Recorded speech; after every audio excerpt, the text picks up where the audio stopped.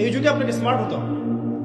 আপনি বিশ্বাস করেন মানুষ মানুষকে প্রকৃত অর্থে ভালোবাসে না, আল্লাহ আপনাকে প্রকৃত অর্থে ভালোবাসেন এবং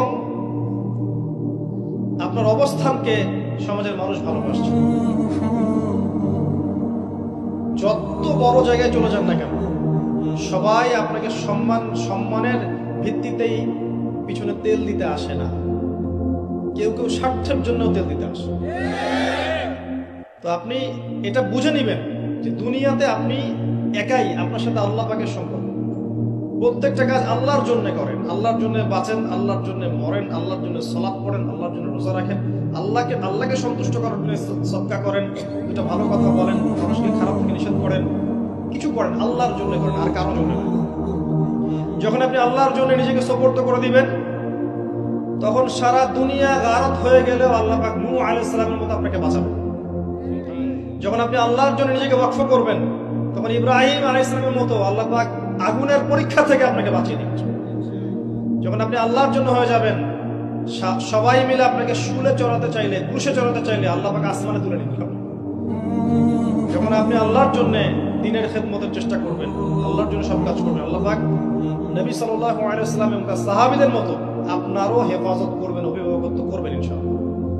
বিশ্বাস রাখবেন আল্লাহ মরে যাননি, আল্লাহ আছেন এবং আল্লাহ খুবই কাছে আছেন। ওয়াইদা সাআলাকা ইবাদি আন্নী ফাইন্নী করিব। যখন আমার বান্দারা আমার সম্পর্কে জিজ্ঞেস করে, বলে দাও আমি খুব কাছে আছি, আমি খুবই কাছে। আপনি এখন মনে মনে আল্লাহকে বলেন, ইয়া আল্লাহ আমাকে হেদায়েত দিন, আল্লাহ মনে মনে আপনাকে স্মরণ করবে এখনই। আপনি জনসমাবেশে যে আমরা আল্লাহকে স্মরণ করছি, নিঃসন্দেহে আল্লাহ পাক এর চেয়ে উত্তম সমাবেশে আমাদের কথা স্মরণ করছে, কোনো সন্দেহ নাই। হাদিসে এসেছে আল্লাহ কাছে আছে, আল্লাহকে আপন করে নেন। এই পৃথিবী থাকার জায়গা নয়। কিয়ামতের সময় আল্লাহ তাআলা মালাকুল মাউতকে বলবেন, সবার রূহ কবজ করে ফেলো, সবার, কেউ থাকবে না, সবার রূহ কবজ হয়ে যাবে। আল্লাহ মালাকুল মাউতকে বলবেন, মালাকুল মাউত কি অবস্থা? বলবে সব শেষ। মাইয়াব্বা, কে বাকি?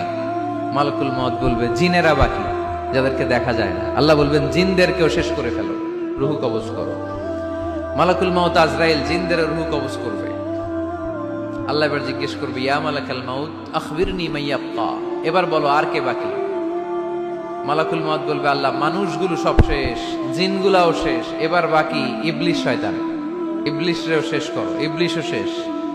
আল্লাহ আবার জিজ্ঞেস করবেন, ইয়া মালাকাল মাউতি মাইয়াব্বা, আর কে বেঁচে আছে বলো?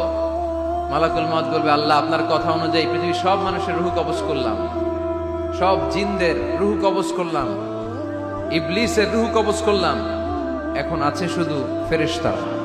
আছে কারা? যাও ফেরেশতাদের রূহ কবজ করো, ফেরেশতাদের রূহ কবজ হয়ে যাবে।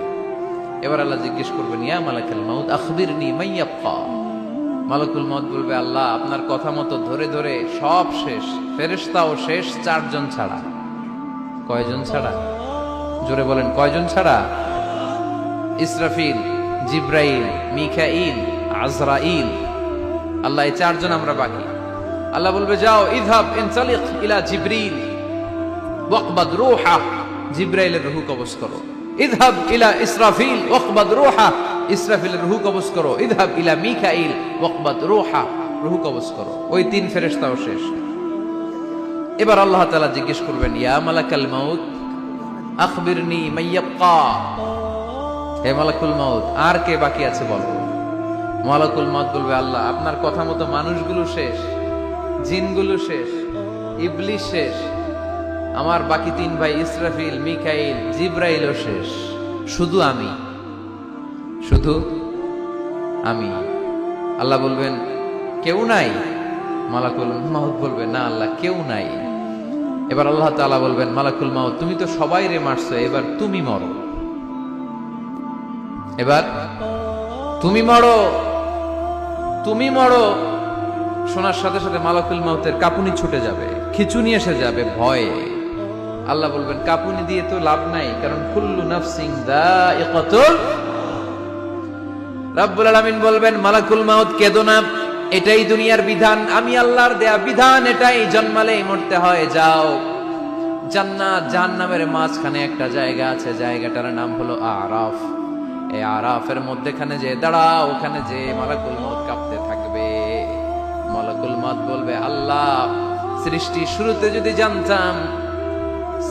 শুরুতে যদি জানতাম সবাইকে মৃত্যুদান করার পরে, রূহ কবজ করার পরে আমাকেও মরতে হবে, তাহলে এই কঠিন দায়িত্বের ব্যাপারে আপনার কাছে ক্ষমা চাইতাম।